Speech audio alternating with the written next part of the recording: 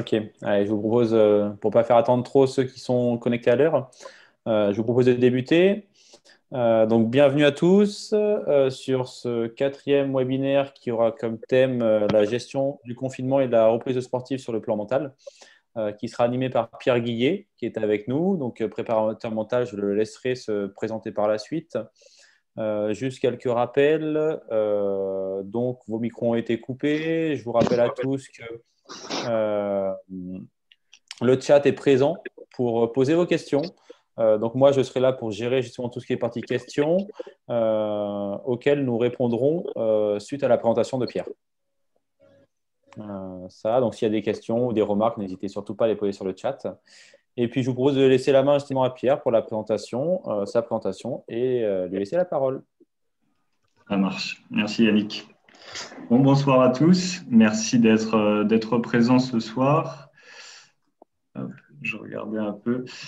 Donc, je vais commencer par me présenter. Donc, effectivement, je suis Pierre Guillet, préparateur mental sur Bordeaux, sur la ville de Bordeaux. Donc, j'interviens en tant que préparateur mental auprès de sportifs de manière individuelle exclusivement. Donc avec des sportifs de tout sport, niveau région à olympique. Ça va être des sports, donc, du coup, badminton. Je suis effectivement intervenu au Pôle France, au Crêpes de Talence. Je suis intervenu aussi auprès d'athlètes, de nageurs, de footballeurs, voilà, petit à petit. J'ai accompagné différents profils. Donc, comme c'était mis sur la présentation, j'ai un cursus assez complet en préparation mentale où je suis passé par une licence de psychologie parce que vraiment, c'est quelque chose dans lequel je voulais travailler, la psychologie, l'intérêt aux autres, les relations humaines. Et ensuite, je suis parti du coup en master à Montpellier en préparation mentale. Et j'ai terminé ce cursus à Bordeaux, justement, avec Anthony Mette et Olivier Leprêtre à Focus Formation. Voilà, une formation sur 1 an qui m'a beaucoup apporté sur le côté pratique en préparation mentale. Après, d'un point de vue sportif, je ne fais pas de badminton, mais je suis plutôt un trailer, donc course en milieu naturel et en montagne. Voilà, c'est vraiment quelque chose que j'adore, qui m'aide aussi sur le plan mental à comprendre la gestion des émotions, la gestion aussi des pensées qui peuvent apparaître dans des moments difficiles, toutes ces choses-là. C'est vraiment un sport dans lequel je prends du plaisir et petit à petit, on augmente les distances au fur et à mesure. Mais je ne suis pas du tout issu de ce sport. Au tout départ, j'étais footballeur au niveau régional. Et c'est vrai que sur le plan mental, par exemple, j'aurais apprécié avoir des outils en préparation mentale, notamment période adolescence, jeune adulte, où là, notamment par exemple sur la gestion du stress à l'approche des matchs, des choses comme ça aurait pu m'apporter. Donc en tout cas, c'est dans le champ dans lequel je suis parti et dans lequel je me suis formé. Pour vous donner des exemples, après, en termes de gestion du stress, justement par rapport à mon côté sportif en football, c'est quelque chose aussi que j'ai retrouvé dans les suivis d'accompagnement. C'était notamment sur la peur de ne pas être à la hauteur ou ce genre de choses. Et au fur et à mesure, on prend conscience et on travaille dessus. Voilà. Après, je me considère encore tout à fait novice dans le métier. J'ai 28 ans, donc petit à petit, on progresse et on apprend dans le métier. Après, d'un point de vue présentation, donc ça, c'était juste mes diplômes. Concernant la préparation mentale, vraiment la préparation mentale pure, pour peut-être ceux qui ne connaissent pas forcément, ma définition de la prépa mentale, ou en tout cas de mon métier, c'est vraiment d'accompagner les athlètes à atteindre un équilibre émotionnel. La demande, elle est souvent en tout cas, c'est très couramment la même sur justement la gestion du stress et des émotions. Et donc, on accompagne les athlètes via un protocole que j'ai acquis justement en formation, qui est assez efficace, qui est même très efficace sur une quinzaine de séances à peu près, et qui comprend 4 étapes. Donc l'évaluation au tout départ, où là on rencontre l'athlète, une évaluation qualitative où on apprend justement à connaître l'athlète. Et ensuite, on fait passer un questionnaire, le QPPS, justement de Anthony Net. Et cette partie évaluation permet d'avoir un profil psychologique de l'athlète. Et ensuite, on démarre sur un protocole qui fait donc, comme je le disais, une quinzaine de séances. Je vous ai noté les clés du protocole, justement. Donc, 3 outils clés, c'est la méditation de pleine conscience que j'affectionne particulièrement, l'intelligence émotionnelle et la psychologie positive, aussi que j'adore ce terme, vraiment. La méditation de pleine conscience, c'est un outil qui est à la base utilisé en psychologie et qu'on utilise maintenant en préparation mentale. Ça aide vraiment les athlètes à être focus sur le moment présent, ce qui est hyper important pour les entraînements et les compétitions. Donc, on apprend à être focus sur l'instant présent, sans jugement. Ça développe vraiment les qualités d'attention et de concentration. C'est vraiment le point clé de la méditation. Ensuite, il y a l'intelligence émotionnelle, où là, justement, l'athlète va apprendre à reconnaître ses émotions, va apprendre aussi à vivre avec, à reconnaître aussi les émotions des autres, ou quelque chose, ou les entraîneurs. Et la psychologie positive, comme je le disais, un terme que j'adore parce que ça permet aussi aux athlètes, même si on prend conscience des fragilités, des choses comme ça, des facteurs de stress, il y a aussi les atouts, les forces, les valeurs des athlètes qui permettent aussi de prendre confiance et d'aller en compétition avec un bagage positif. Donc voilà à peu près les clés de la préparation mentale. En tous les cas, il faut comprendre que c'est vraiment un entraînement, que c'est un processus et que ça amène surtout l'acceptation de soi, l'acceptation des expériences, qu'elles soient agréables ou désagréables. Et ça permet de développer des compétences très spécifiques comme l'attention. Dernièrement, j'avais un entraîneur au téléphone qui me disait la phrase clé, le mental, tu l'as ou tu l'as pas. Et je ne suis pas forcément OK avec cette phrase, où justement, il faut comprendre qu'il y a une notion de progression et que c'est petit à petit qu'on développe des habiletés mentales. Voilà. En tout cas, tous les sportifs que j'accompagne et qui engagent ce processus sont vraiment à chaque fois, je trouve, courageux et ont vraiment cette soif de se connaître et de progresser. Donc, pour en venir, hop, je suis allé trop vite. Pour en venir au sujet de ce soir, j'ai mis, plutôt que les sujets du webinaire, j'ai mis les défis du webinaire, parce que j'adore ce terme de défi, que je retrouve justement dans la pratique du trail. Les défis du webinaire pour ce soir, ça va être de nourrir l'espoir, donc pour vous. Votre défi, ça va être d'entretenir vos motivations. Et la deuxième partie, ce sera être à l'écoute de soi et de ses émotions. Et donc, votre défi, ça va être d'entretenir votre équilibre émotionnel durant cette période de confinement et de cette période vraiment d'incertitude. Donc, le premier défi, c'est vrai qu'aujourd'hui, on est dans une période complètement inédite. Il y a un an, jamais on aurait pu penser ce genre de choses, rencontrer ce genre de choses. Et c'est vrai qu'aujourd'hui, les sportifs, vous en tant que sportifs, vous faites face à un changement, à une période d'incertitude, peut-être même de lassitude. On est au deuxième confinement, c'est assez exceptionnel. Donc, il y a typiquement le genre de pensée qui peut arriver, combien de temps ça va durer, comment ça va se passer. Peut-être même d'un point de vue purement sportif, ça va être aussi quel va être mon niveau quand je vais revenir.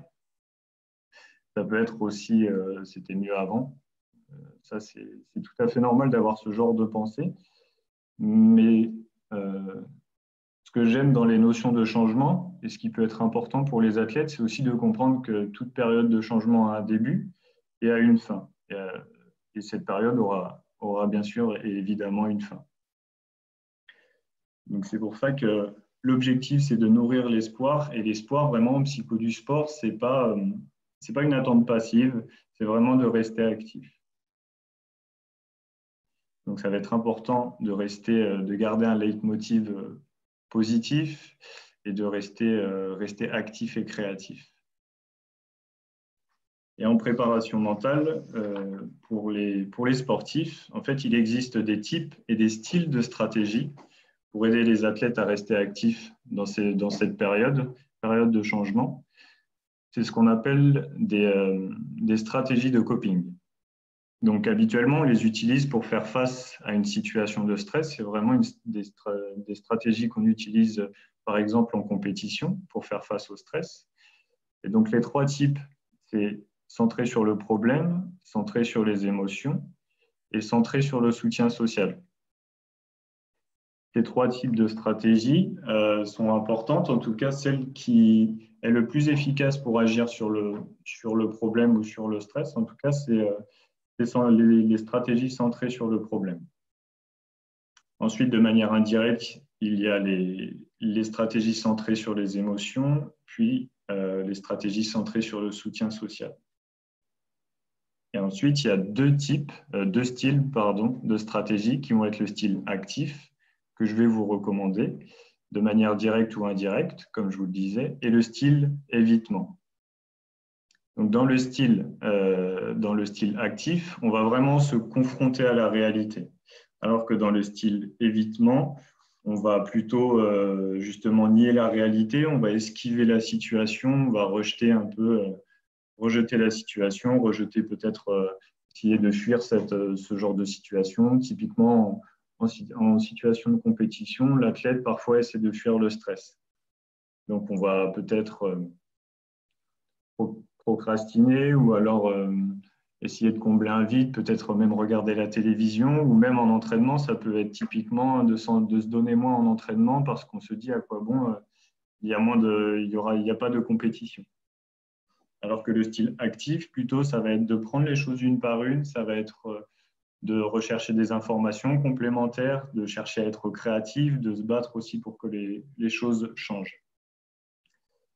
Voilà. Donc évidemment, ce qui est préconisé, c'est le style actif. Et dans le style actif, je pose régulièrement une question en préparation mentale aux athlètes qui va être sur le contrôle. Ce que vous contrôlez versus ce que vous ne contrôlez pas. Alors, j'ai mis évidemment Monsieur Macron pour typiquement prendre l'exemple de quand on est sur notre canapé en train de l'écouter. Typiquement, on est vraiment dans cette situation de non-contrôle. On ne contrôle pas ce qu'il va dire. On n'a aucun pouvoir là-dessus. Donc ça, c'est quelque chose qui peut engendrer vraiment de la frustration, de peut-être un peu de colère ou voire de la tristesse, un peu d'apathie ou des choses comme ça. Souvent, en accompagnement, lorsque je pose cette question aux athlètes, ce que vous contrôlez versus ce que vous ne contrôlez pas, par exemple en compétition, ça va être le regard des autres, le retard, les imprévus. Bon, il n'y a pas la météo en badminton, mais ça fait partie de ça.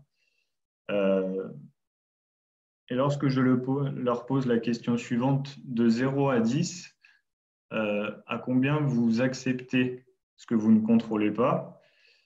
Lorsque le score est haut, ça veut dire qu'il y a des grandes capacités de lâcher prise et ça va permettre d'être plus facilement actif sur ce que vous maîtrisez. Lorsque le score est assez faible, c'est là où ça va générer vraiment des émotions désagréables et c'est là qu'il va falloir travailler dessus. Donc, ce qu'on contrôle, pour en venir là-dessus, ça va être effectivement nos motivations, nos valeurs, nos objectifs. Et dans un premier temps, je voudrais que l'on travaille sur les valeurs. Alors, je vais vous proposer un petit exercice de mise en situation. En méditation de pleine conscience, ce qui est préconisé, c'est de prendre une position assise, avec les pieds bien à plat au sol, les mains sur les cuisses. Et je vais vous faire cette méditation. Donc, vous allez prendre cette posture, les pieds bien à plat au sol, les mains sur les cuisses, le dos droit est plutôt relâché. Même, ça peut être le dos collé au dossier, peu importe. L'objectif, c'est vraiment de trouver une position confortable. Et lorsque vous avez trouvé votre position, vous allez pouvoir fermer les yeux.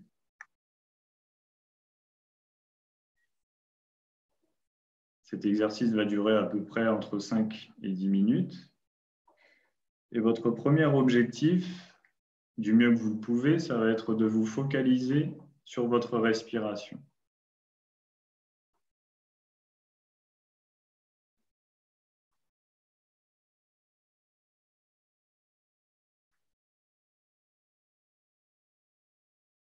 Du mieux que vous le pouvez, vous vous focalisez sur le rythme de l'air qui entre par les narines, légèrement frais, et qui en ressort légèrement chaud.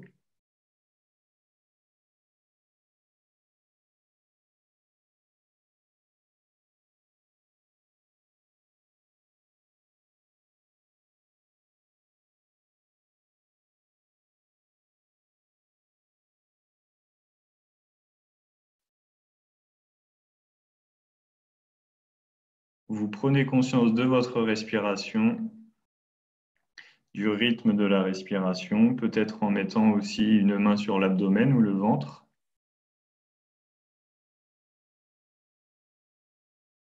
Pour sentir le ventre qui se gonfle et se dégonfle au rythme de la respiration.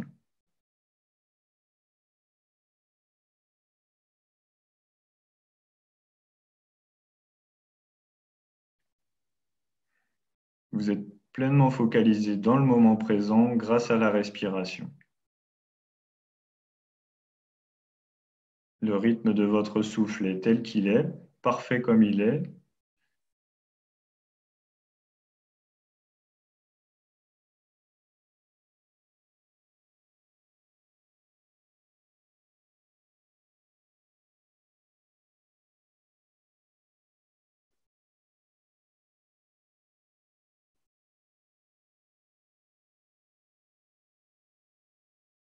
Et peut-être que certaines pensées arrivent, des pensées liées au passé ou au futur. Peut-être vous êtes en train de vous dire qu'est-ce que je fais, qu'est-ce que je vais manger ensuite ou qu'est-ce que j'aurais dû faire avant. Peu importe, l'objectif est de simplement laisser passer ces pensées, les reconnaître et revenir à votre respiration.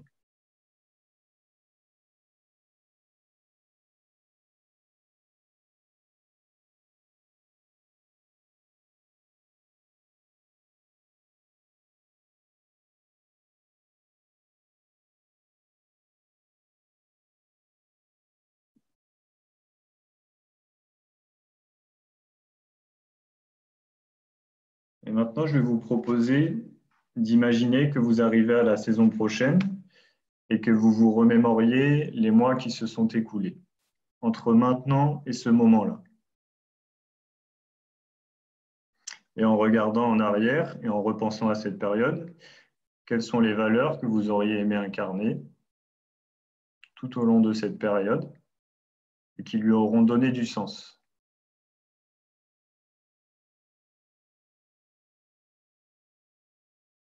Qu'est-ce qui vous procurerait satisfaction et contentement?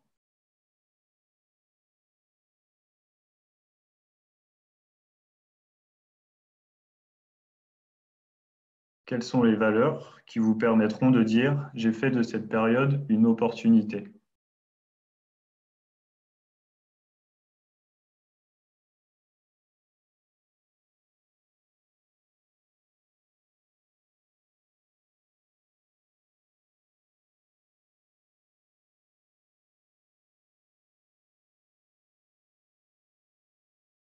Sans forcer les choses, vous laissez des mots apparaître petit à petit.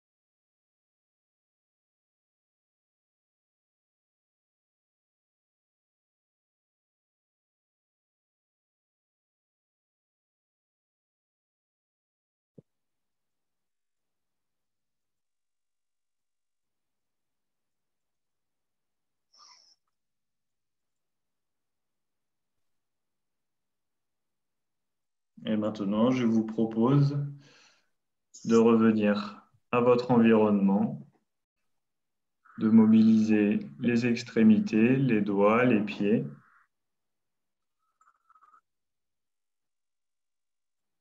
Et de revenir au webinaire.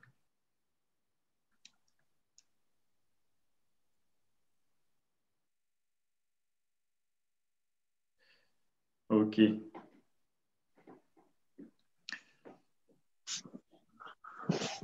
Peut-être que pour certains, ça a fonctionné. Peut-être que pour d'autres, ça a été plus difficile. En tout cas, je vous encourage vraiment à effectuer ce genre d'exercice. Les valeurs, vraiment, ça permet de nous recentrer vraiment sur le moment présent.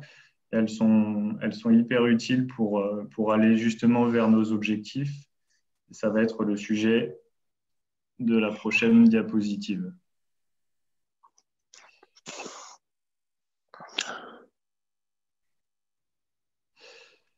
Alors, la figure de performance.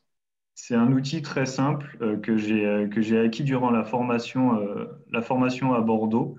Et cette figure de performance va vous permettre de planifier vos objectifs. Alors, vous voyez les 5 flèches, psychologiques, physiques, techniques, tactiques et sociales. Et vous voyez un pourcentage de 0 à 100%.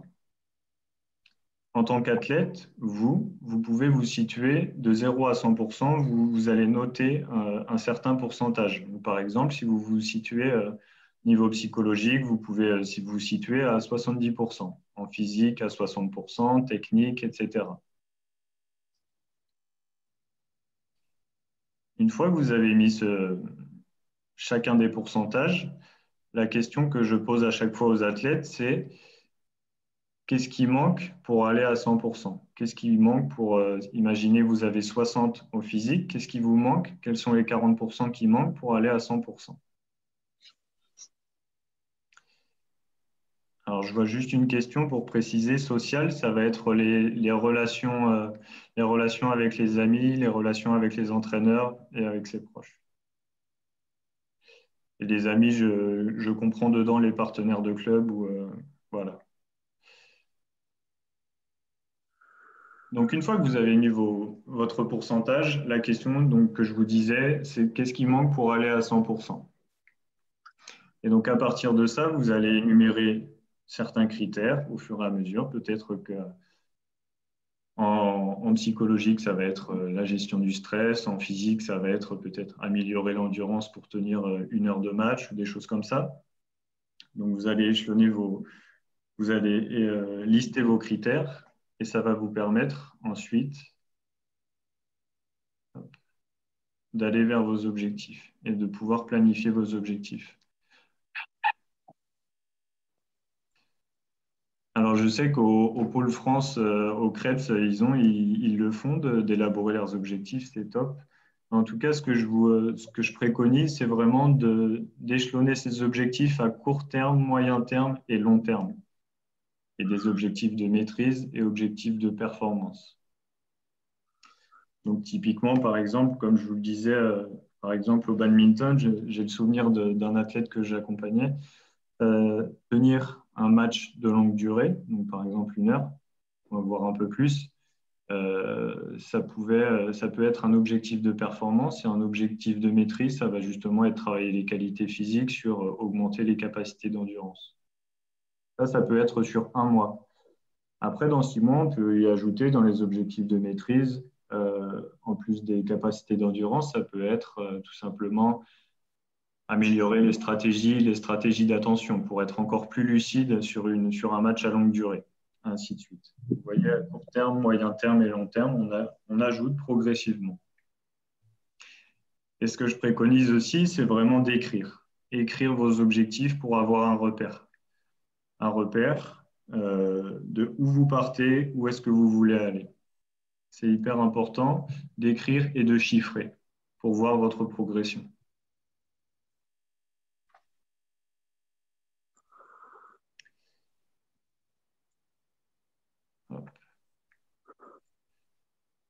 Donc ça, c'était le premier défi, notamment sur l'espoir. Donc l'espoir, comme je vous le disais, c'est vraiment de rester actif, d'être pleinement dans le moment présent, même si c'est une période difficile et inédite. C'est vraiment de rester ancré, de se reposer des objectifs en lien avec ses valeurs et ses motivations. Pour le deuxième défi, ça va être d'être à l'écoute de soi et de ses émotions, et donc d'entretenir votre équilibre émotionnel. C'est hyper important, évidemment, en préparation mentale, c'est quelque chose de central, l'équilibre émotionnel. Et donc, pour cette période de changement, ce que je vous propose, c'est vraiment de lister toutes les émotions que vous pouvez ressentir, qu'elles soient agréables ou désagréables, peu importe. C'est possible aussi de ressentir des émotions agréables, même en situation de changement comme celle-ci. C'est vraiment d'identifier toutes les motivations. Ça peut être des signaux d'anxiété, des signaux d'amotivation, donc perte de motivation. Ça peut être aussi peut-être une peur qui n'est pas forcément liée au sport, mais tout simplement la peur de tomber malade, d'attraper la Covid. Et ça peut aussi être de la sérénité, d'être bien dans ses baskets et de se dire, OK, je mets des choses en place durant ce confinement et cette période. Ça va être aussi du coup d'identifier votre comportement face à ces émotions. Est-ce que vous êtes dans l'acceptation, comme je vous le disais tout à l'heure, style actif, ou plutôt dans l'évitement, plutôt à éviter vos émotions? C'est important de reconnaître parce qu'en fait, éviter vos émotions, plus vous allez vouloir les nier ou les éviter, plus vous allez être en lutte. Plus vous allez les accepter et lâcher prise dessus, plus vous allez pouvoir être actif à nouveau.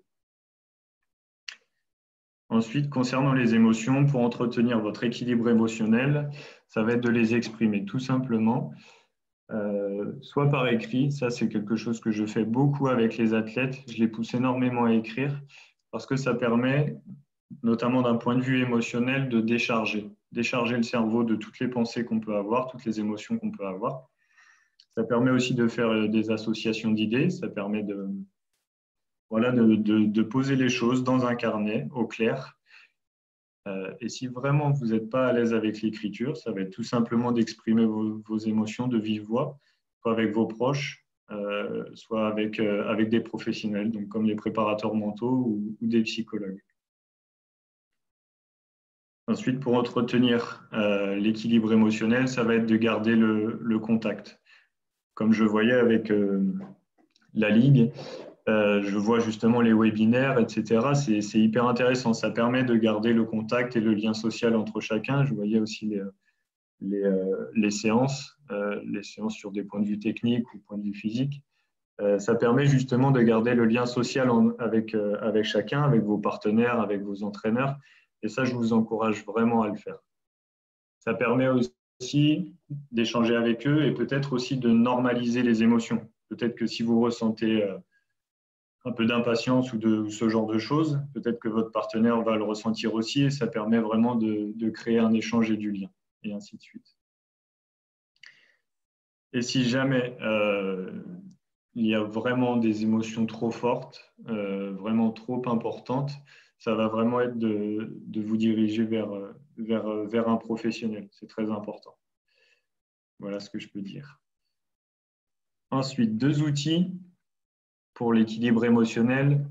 Je préconise toujours aux athlètes ce genre d'exercice. Ça va être d'amener du rationnel dans l'émotionnel. Donc, il y a une situation déclenchante qui va amener des pensées automatiques et des émotions. À partir de cette émotion, il y a un certain niveau d'acceptation qui est bas, soit en rouge, soit élevé, en vert. S'il est bas ou moyen, modéré, l'objectif, ça va être de transformer la pensée automatique pour ramener du rationnel dedans, transformer l'émotionnalité en rationalité. Voilà quelque chose de plus réaliste qui permet vraiment de vous ramener dans le moment présent. Et à ce moment-là, régulièrement, ce qu'il se passe, c'est que l'émotion ressentie de départ, par exemple la colère, l'impatience, la frustration, va s'apaiser un peu plus.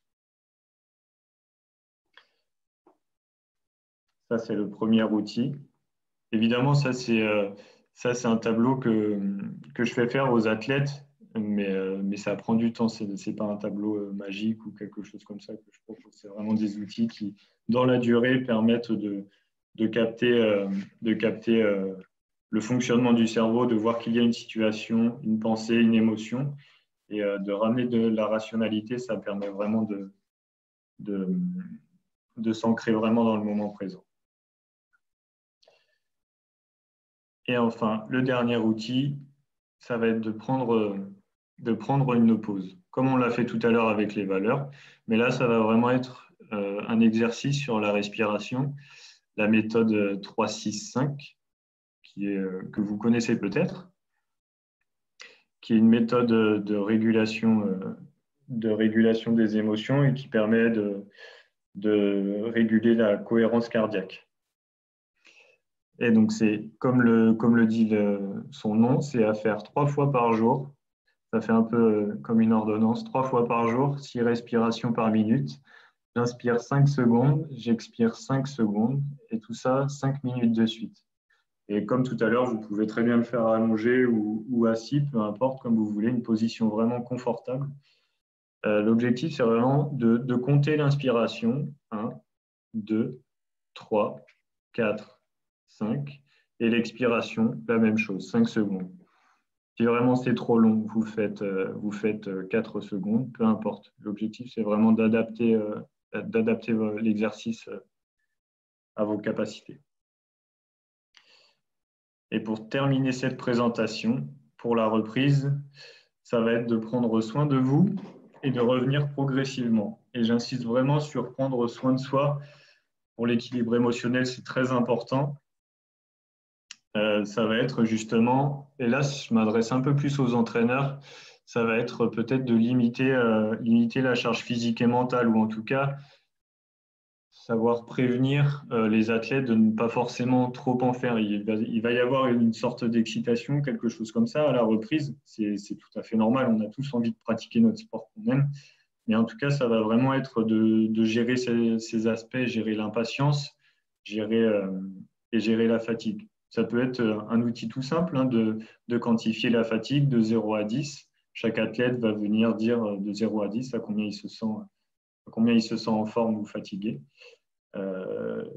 Et adapter les entraînements à la forme du moment. Et dernier point, comme je vous le disais au tout départ, c'est vraiment une période de changement, un temps d'incertitude en tous les cas, mais en compétition, ça va créer un nouveau contexte. Ça va créer un nouveau contexte qui va nécessiter un temps de réadaptation. Il va y avoir un peu, du coup, comment dire, il va y avoir un nouveau rassemblement d'athlètes. Il va y avoir beaucoup de joie, de plaisir à se retrouver, mais il va aussi y avoir toutes ces règles sanitaires à respecter, toutes ces choses-là. Ça ne va pas être forcément comme avant, mais en tous les cas, ça va être un nouveau contexte qui va nécessiter de l'adaptation. C'est ça que je veux dire par là, c'est qu'il faut prendre le temps de revenir progressivement. Voilà. J'ai terminé pour ma présentation et on va pouvoir passer aux questions, si vous voulez. Okay. Merci Pierre. Alors, je vais faire rentrer une personne qui vient d'arriver. Du coup, je vous propose de passer aux questions. J'en ai 4 ou 5 à poser.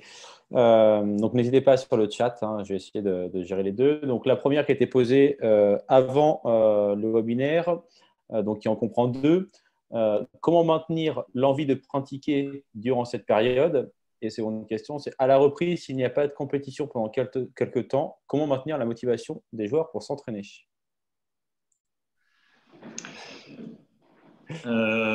Comment maintenir? Je pense que cette période, elle est vraiment en prépa mentale, on différencie l'ego et la tâche. Et là, c'est vrai que cette période, c'est vraiment une opportunité pour développer ce qu'on appelle la tâche. La tâche, c'est le dépassement de soi, c'est s'entraîner, c'est progresser, c'est apprendre à se connaître, c'est c'est faire avec les capacités du moment. Et l'ego, ça va plutôt être la comparaison aux autres, être le meilleur, vouloir gagner, etc. Et là, je pense qu'on est vraiment dans une période où on est pleinement dans la tâche. Alors, comment maintenir ça? Ça va vraiment être de travailler sur ses motivations intrinsèques. Après, ça peut être, comme je voyais aussi à l'INSEP, c'est de créer des petites compétitions internes entre, même si c'est pas c'est pas la même chose, ça va vraiment être de créer des compétitions internes dans chaque club et être créatif. J'encourage vraiment les entraîneurs à être créatifs dans le contenu des séances pour que les athlètes puissent garder leur motivation. Ça peut être développer vraiment des nouveaux objectifs, hein, tout simplement. Si par exemple la préparation mentale, ça ne faisait pas partie des objectifs, ça peut être un temps pour justement le développer. Très bien, merci. Alors, je complète, hein, Pierre, vous me dites si je me trompe, hein, mais justement, ça peut être un temps pour faire le travail de fond, c'est-à-dire le travail de réflexion sur pourquoi l'athlète fait-il ce sport, pourquoi est-ce qu'il est investi, travail aussi autour de ses objectifs. Bon, généralement, on dit, bon, bah, je vais faire tel résultat, mais peut-être aller un peu plus loin, travailler vraiment sa perception en interne de ce qui l'intéresse vraiment dans la discipline et ce qu'il va atteindre comme objectif, et mettre en place tout le programme qu'il y a par la suite sur de l'entraînement. Oui, complètement. Complètement. Du coup, question suivante. Est-il plus difficile de préparer mentalement un athlète de haut niveau ou un athlète amateur?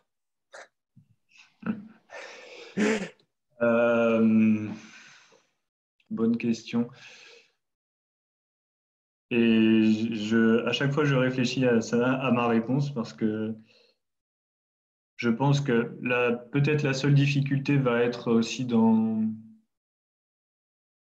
ce qui gravite autour des athlètes de haut niveau. Vraiment toutes les attentes qui vont venir vraiment de l'extérieur, qui peuvent être justement les sponsors, les médias ou les fédés, etc. Mais d'un point de vue personnel, l'athlète peut avoir exactement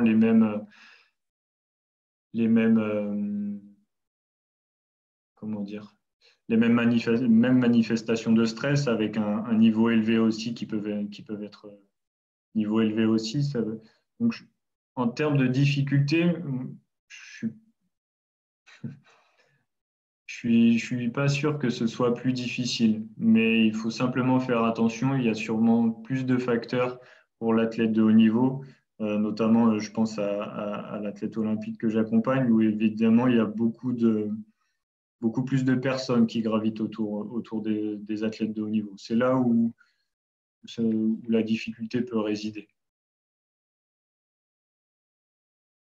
Que tout simplement, il reste l'aider vraiment à rester focalisé sur justement la tâche et pas trop se perdre sur tout ce qui gravite justement dans l'ego, peut-être dans le prestige ou tout ce genre de choses. Voilà. Ok. Alors, la suivante. Pierre utilise l'hypnose pour résoudre certaines problématiques d'athlètes. Alors non, non, du tout, du tout. C'est une technique que j'aimerais apprendre, en tout cas que j'aimerais d'abord vivre, mais vraiment l'hypnose, non, je l'utilise pas du tout. L'outil, comme je vous disais au tout départ, c'est vraiment phare, c'est vraiment la méditation de pleine conscience que j'utilise essentiellement. Ça, c'est la base de mes suivis. Ok. Phare, je prends juste des notes, hein. Alors, question suivante. Alors, je lis. Est-ce que l'athlète est accompagné dans son auto-évaluation ou est-ce qu'il lui faut un regard extérieur? Je crois que c'était ça.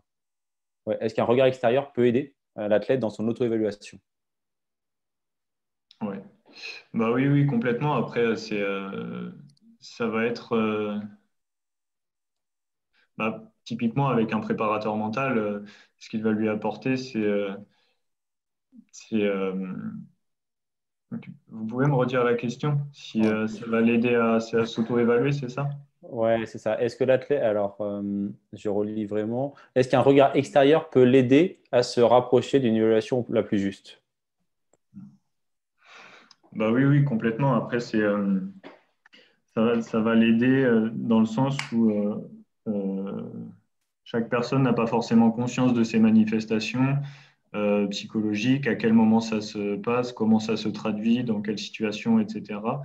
Et un préparateur mental, un psychologue, ça peut vraiment l'aider à mettre aussi des mots sur ses comportements. Voilà, c'est ce qu'on voit notamment dans le protocole qu'on propose, la première période, la première étape de lucidité.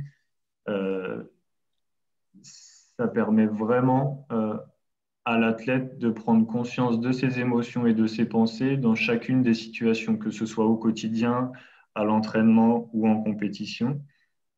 Et au fur et à mesure, il y a tout un puzzle qui est en train de se créer.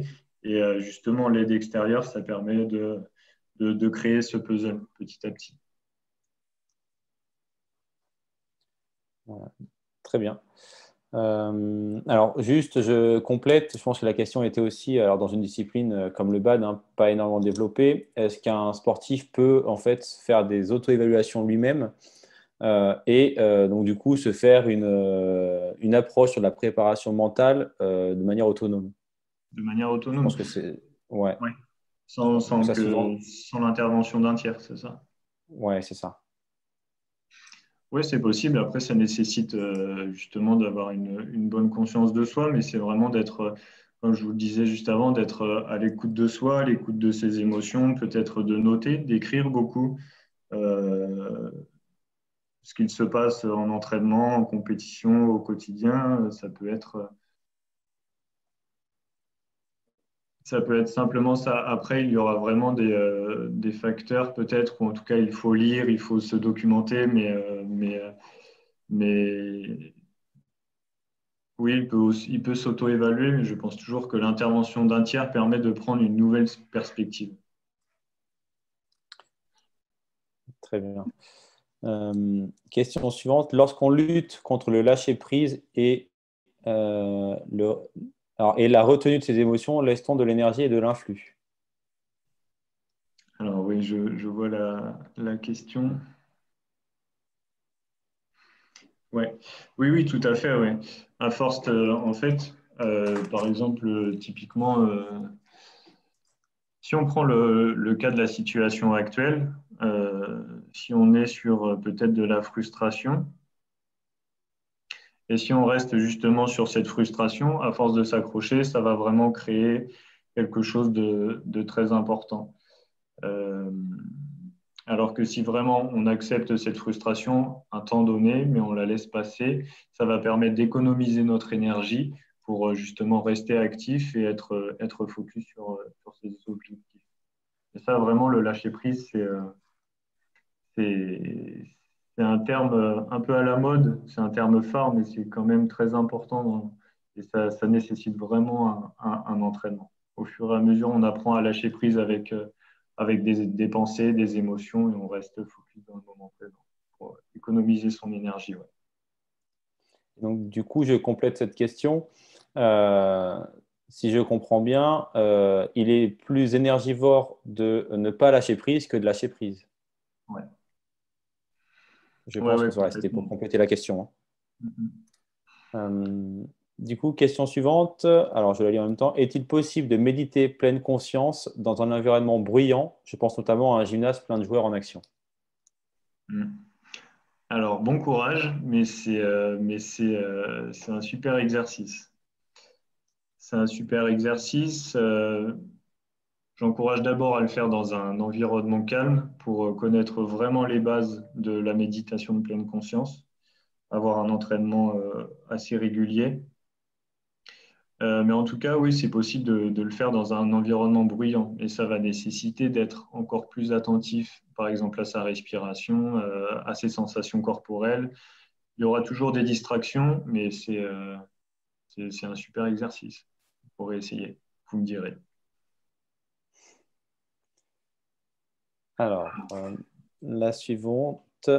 Nous encadrons de nombreux jeunes et beaucoup d'ados et les problématiques, images, affirmations, etc. Quels sont les conseils de gestion des émotions vis-à-vis de ces publics? Hum, Après, sur l'image, typiquement, là, on est vraiment, ça va plus être une notion psycho que préparation mentale pure, de ce que je vois. Après, si c'est l'image de soi en situation d'entraînement, de compétition, ça va être, c'est ce qui concerne la partie ego. Et du coup, toujours, l'objectif, c'est d'apprendre à se connaître, savoir, savoir comment dire, Relativiser peut-être un petit peu. ouais, relativiser tout à fait et vraiment se concentrer sur la tâche et ce qu'ils ont à faire. Après, c'est vraiment plus une notion de psycho et, je pense notamment aux Krebs où là, il y a des psychologues et c'est plus vers des psychologues qu'il faut accompagner ces jeunes. Ouais, donc vous me dites si je me trompe, hein, mais les préparateurs mentaux ne sont pas sur les mêmes actions que des psychologues, donc on n'est pas sur le même travail. Non, tout à fait. Tout à fait. Bah, les psychologues sont vraiment sur un travail de fond et même sur des choses un peu plus cliniques, complètement cliniques même. Ça peut être sur des thèmes que nous, on n'a absolument pas à agir. Ça va être, par exemple, sur les violences sexuelles ou les choses comme ça. C'est vraiment typiquement de la psycho, sûrement. Ok, alors, alors, alors est-ce que vous avez des outils type musique ou appli de respiration qui accompagnent les méthodes de respiration? Oui, on utilise dans les accompagnements, on utilise Petit Bambou. C'est une application de méditation qui est très bien faite. Il y a une multitude de programmes qui sont vraiment top. Il y a un programme gratuit de 8 séances pour se familiariser avec la méditation. Et après, c'est un abonnement. Il y a notamment le programme Sport et Mental qui a été fait par Anthony Met. Et ça permet au fur et à mesure de se familiariser avec la méditation en lien avec le sport. C'est vraiment top. Donc, par rapport à ça, on vous mettra toutes les infos, hein. Donc, sur cet outil, on mettra l'information dans la réponse aux questions qu'on vous fera passer dans le mail. Donc voilà. Euh, du coup, moi, j'ai une question. Donc, ça laisse le temps aux participants de poser des questions. Par rapport à la reprise de la compétition, est-ce que, et surtout, si je reviens tout à l'heure, hein, sur cette frustration des compétiteurs qui vont revenir s'entraîner sans avoir d'objectif, en fait, sans avoir d'objectif, puisqu'on ne sait pas comment reprendre les compétitions. Est-ce que vous avez des conseils pour les encadrants ou même pour les sportifs? On était sur le prendre soin de soi et revenir progressivement. Est-ce que vous avez d'autres conseils pour, justement pour aider les encadrants, les sportifs à ne pas trop perdre la motivation? Ouais, c'est vraiment, comme je vous le disais, c'est vraiment rester focus sur la tâche s'il n'y a pas d'objectif de compétition, c'est ça?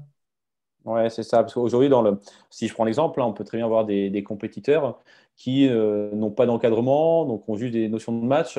Mais comment rester très motivé, sachant que les compétitions officielles, il n'y en a pas, donc c'est juste du jeu libre.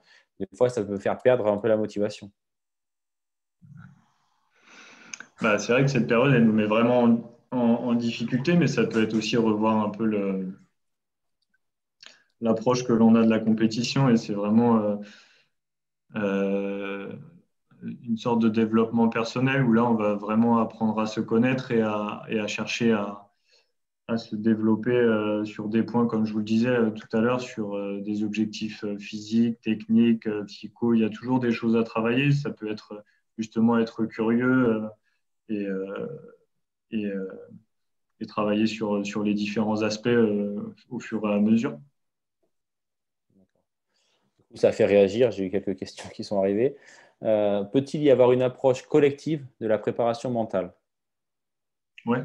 Oui, c'est possible. Ça existe dans les approches collectives. Le protocole, il peut se faire de manière collective, même si de manière individuelle, c'est plus profond et pertinent, mais il peut se faire de manière collective.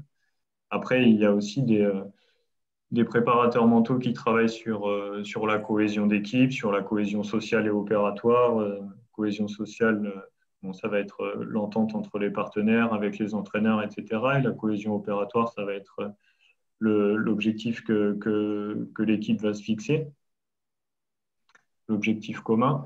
Donc oui, oui, c'est tout à fait possible. Il y a aussi il y a un travail qui peut se faire avec les leaders d'équipe, entre l'entraîneur et l'équipe. Il y a une multitude de choses qui est possible. Ouais. Très bien. Alors, je lis la suivante. La frustration est difficile à gérer par les accompagnateurs, coachs ou parents chez les plus jeunes. Est-ce que vous avez des éléments sur cette partie?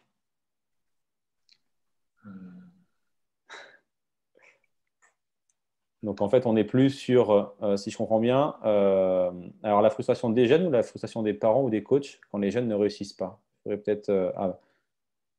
Alors, je vois qu'il y a une autre phrase. Ouais. Est-elle applicable dès le plus jeune âge? Peut-on laisser les premières années? Alors, je la relis. Hein. La frustration est difficile à gérer par les accompagnateurs, coachs ou parents chez les plus jeunes. La méthode est-elle applicable dès le plus jeune âge ou doit-il laisser passer les premières années pour apprendre à se connecter? Alors, dès le plus jeune âge, la méthode, c'est celle dont je parlais. On va attendre si Stéphane peut répondre. Je veux bien. Du coup, je pose une. Ah, alors, Stéphane a fait un retour, mais ce n'était pas sur ça. Oui, le coaching mental. En fait, toute l'approche mentale, est-ce qu'on peut la faire dès le plus jeune âge ou est-ce qu'il y a à partir d'un moment où ça devient plus pertinent? Ouais, bah vraiment, je dirais vers l'âge de.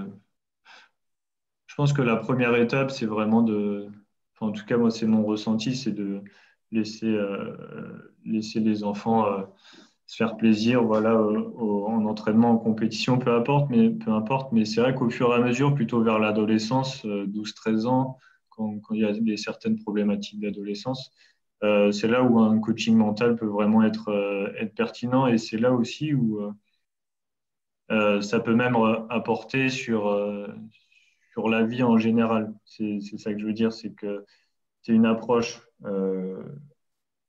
centrée sur le sport, mais qui peut vraiment apporter pour les ados, même la vie en général, sur la gestion du stress et des émotions, c'est vraiment utile dans la vie de tous les jours. Donc, ce que je préconise, moi en tout cas, c'est vraiment à partir de l'adolescence de commencer un travail comme ça, c'est hyper pertinent pour eux. Ok, très bien, ça a répondu. Question suivante. Alors, outils ou trucs pour basculer de la pensée négative vers la concentration à l'instant T. Ça peut être ça, à mon avis, par exemple, je ne sais pas si ça répond à la question de Bruno, hein, mais je viens de perdre 3 points d'affilée. Comment faire pour ne pas penser négatif et justement penser positif? Je ne sais pas si Bruno, si c'est ça. C'est une sorte de technique de switch un peu qu'on appelle en préparation mentale, mais ce qui est travaillé, c'est vraiment les points d'attention. Même si on perd, et ça me fait penser justement à un accompagnement encore en BAD, même si on perd 1 point, 2 points, 3 points à la suite, c'est toujours de se créer une petite routine de performance et de développer des stratégies d'attention. À chaque fois que l'on va répéter, à chaque nouveau service, à chaque nouveau jeu, on va répéter, même si 1 point, 2 points, 3 points sont perdus. Alors, ça nécessite vraiment aussi une régulation des émotions, être OK avec les émotions, d'avoir perdu 1 point, 2 points ou 3 points, et de développer des stratégies d'attention pour enchaîner à chaque fois. Alors, juste pour compléter, hein, là, on effleure en fait la préparation mentale. On effleure vraiment tout ça. Je pense qu'il faut aller bien plus loin. Hein, mais ce n'est pas en 1 heure qu'on peut rentrer vraiment dans le sujet. c'est vrai que Guillaume je pense que ça parlera à tout le monde, les routines de performance des tennisman quand on regarde Nadal ou Djokovic qui ont des grandes routines. Je pense que ça image un petit peu ce que Pierre vient d'évoquer. Ouais, complètement, ouais. Ça les aide à vraiment être à nouveau dans le moment présent et de prendre les points les uns après les autres. Très bien. Je ne sais pas s'il y a d'autres questions. On va voir. On va attendre un petit peu s'il y a des questions. Sinon, on arrive au terme de ce webinaire. On va attendre un petit peu. Par rapport à ça, donc moi, si on a bien vu sur toute cette notion d'avoir une approche centrée sur l'objectif, sur le joueur, pas forcément être trop sur la pression sur le résultat sportif pour préserver un petit peu l'ego. Je pense que c'est un élément important. Et sur la connaissance de soi. Pour savoir comment répondre aux stimuli. Voilà, je pense que c'est des éléments importants à retenir de ce premier temps. Oui, complètement. Du coup, on va terminer ce webinaire. Plusieurs petites informations. Si jamais vous avez des questions spécifiques à la suite de ce webinaire, n'hésitez pas à les envoyer par mail. Donc, ce sera mon adresse mail. N'hésitez pas à me contacter. On vous fera passer les informations ou à prendre contact directement avec Pierre. Voilà, pour évoquer avec lui les différents sujets, voire une collaboration si vous êtes intéressé pour travailler avec lui. On vous mettra toutes ces coordonnées dans le mail qui vous sera envoyé, ainsi que la présentation. Et l'enregistrement sera sur notre site internet. Avant de laisser le mot pour la fin, pour la semaine prochaine, on revient sur un thème technique. Donc, on sera sur les fondamentaux des habiletés motrices chez les jeunes. Donc, on avait fait les habiletés raquettes il y a 2 semaines. Maintenant, on va sur les habiletés motrices chez les jeunes. Et enfin, le lundi 14, on vous proposera de nous faire des retours pour avoir un thème qui vous tiendrait à cœur.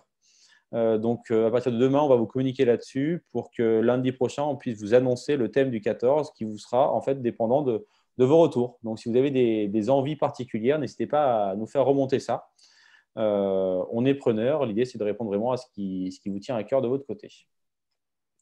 Donc, Pierre, je vous laisse le mot de la fin pour terminer ce webinaire. Ouais. Non, tout simplement merci de m'avoir convié pour ce webinaire. Voilà, encore une fois, pour résumer ma présentation, c'est vraiment, je vous encourage à rester actif, vous poser des objectifs pour développer la connaissance de soi, comme vous disiez, Yannick. Et voilà, ça nourrira sans doute l'espoir d'un meilleur lendemain. J'espère que cette période va se passer en tous les cas, elle prendra fin et je vous souhaite le meilleur en tout cas. Voilà, ça et merci. Donc, merci Pierre pour l'intervention. N'hésitez pas à tous ceux qui ont participé, si jamais vous voulez qu'on aille un peu plus loin, peut-être que ça peut être un travail de collaboration avec Pierre pour peut-être travailler sur des formations continues, voilà, des choses comme ça. Donc, n'hésitez pas à nous faire des retours, vraiment. Si vous avez des volontés, bon, bien entendu, on sera plus pour les licenciés en Nouvelle-Aquitaine, mais on peut travailler sur des choses comme ça en webinaire, sur des temps un peu plus longs. Voilà, tout se réfléchit. Donc, n'hésitez vraiment pas à nous faire des retours. On vous souhaite une bonne soirée et puis on se retrouve lundi prochain sur le thème plus technique. Allez, au revoir à tous. Bonne soirée à tous, au revoir.